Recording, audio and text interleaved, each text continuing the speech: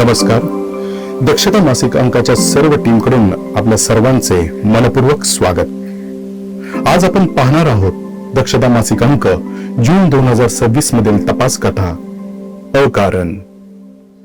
नातेसंबंध म्हणजे विश्वास, प्रेम आणि आपुलकी. पण जेव्हा याच नातेसंबंधांना संशयाची आणि रागाची काळीमा फासली जाते तेव्हा काय घडतं? छत्रपती संभाजीनगर ग्रामीण मधील पिशोर पोलीस ठाण्याच्या हद्दीत अशीच एक थरारक आणि मनाला सुन्न करणारी घटना घडली. शेखर नावाच्या एका साध्या शेतकऱ्याच्या ध्यानीमानी नसताना त्याच्यावर आणि त्याच्या कुटुंबावर काळाने घाला घातला. पण हा काळाचा घाला नैसर्गिक नव्हता, तर तो होता एक अकारण रचलेला कट. पिशोर पोलिसांनी या गुंतागुंतीच्या केसचा छडा कसा लावला, पहा आजची विशेष तपास कथा. मार्च महिन्याचे ते दिवस होते. शेखर आपली पत्नी सुनंदा हिला आणण्यासाठी तिच्या माहेरी गेला होता. सुनंदा बरेच दिवस माहेरीच राहत होती. शेखरने तिला घरी चालण्याचा आग्रह केला, पण तिथूनच वादाची ठिणगी पडली. सुनंदाच्या घरच्यांनी शेखरचा अपमान करायला सुरुवात केली. आमची नंदी तुझ्यासोबत येणार नाही असं म्हणत त्यांनी शेखरला हुसकावून लावण्याचा प्रयत्न केला.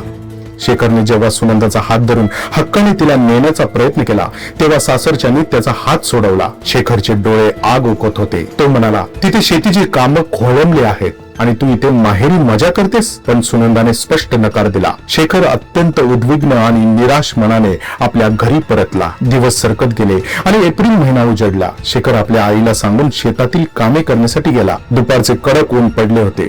घामाने डबडबलेला शेखर शेतातील एका लिंबाच्या झाडाखाली जरा वेळ विसावा घेण्यासाठी बसला. तो आपल्या विचारात गढून गेला होता. तेवढ्यात दूरवर एक स्कॉर्पिओ गाडी थांबल्याचा आवाज आला. शेखरला काही समजायच्या हातात कुऱ्हाडी आणि काट्या घेतलेले काही लोक त्याच्या दिशेने धावून आले.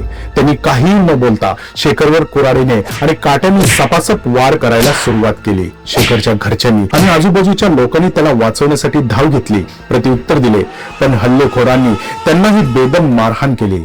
संपूर्ण शेत रक्ताने माखले आणि वेदनेच्या किंकाळ्याने आसमंत थरथरला. या घटनेची माहिती मिळताच छत्रपती संभाजीनगर ग्रामीणच्या पिशोर पोलीस ठाण्याचे सहाय्यक पोलीस निरीक्षक जगदीश पवार यांनी प्रकरणाचे गांभीर्य ओळखून एका क्षणाचाही विलंब न लावता आपल्या पथकासह तात्काळ रुग्णालय गाठले. शेखर बेडवर रक्ताळलेल्या अवस्थेत वेदनेने विभोळत होता. एपीआय जगदीश पवार यांनी अत्यंत संवेदनशीलतेने आणि चातुर्याने शेखरची विचारपूस केली. मृत्यूशी झुंज देणाऱ्या शेखरने त्याही अवस्थेत संशयित हल्लेखोरांची नावे पोलिसांना सांगितली. दुर्दैवाने उपचारादरम्यान शेखरचा मृत्यू झाला. पोलिसांनी रात्रीतूनच घटनास्थळ सुरक्षित केले. दुसऱ्या दिवशी पहाटेच सरकारी पंचासमक्ष रक्ताचे नमुने, कपडे आणि इतर पुरावे गोळा करून कायदेशीर प्रक्रिया वेगाने पूर्ण केली. गुन्हा गंभीर होता, त्यामुळे पोलीस आता आरोपींच्या शोधात होते. तितक्यात एक नाट्यमय वळण आले. स्वतःवरचा संशय टाळण्यासाठी आणि पोलिसांची दिशाभूल करण्यासाठी आरोपी स्वतःच उलट तक्रार घेऊन पिशोर पोलीस ठाण्यात आले. पण म्हणतात ना, कायद्याचे हात लांब असतात आणि पोलिसांची नजर तीक्ष्ण. मुख्य आरोपी एकनाथ आणि त्याच्या साथीदारांना पाहताच एपीआय जगदीश पवार यांनी गर्जना केली, ताब्यात घ्या ह्यांना.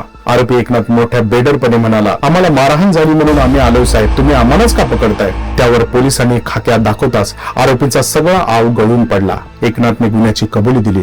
काय होते गुन्हा करण्याचे कारण? एकनाथने कबूल केले की शेखर आमच्या बहिणीला म्हणजे सुनंदाला सतत घरी नेण्यासाठी त्रास देत होता आणि तिने न आल्यास धमकी दिली होती. आमच्या बहिणीला पुन्हा त्या नरकात पाठवायचे नव्हते, म्हणूनच आम्ही तिचा बदला घेण्यासाठी आणि शेखरचा कायमचा काटा काढण्यासाठी आम्ही थेट शेतात गेलो आणि झाडाखाली बसलेल्या शेखरवर हल्ला करून त्याचा बंदोबस्त केला.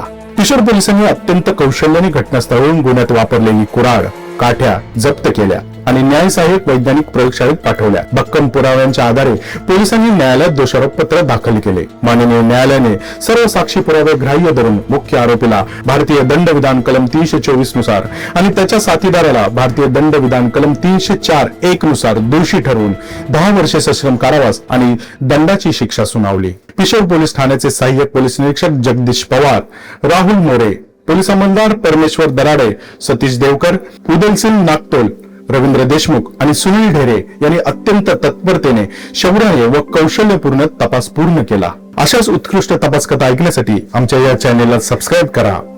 सतर्क रहा, सुरक्षित रहा. धन्यवाद.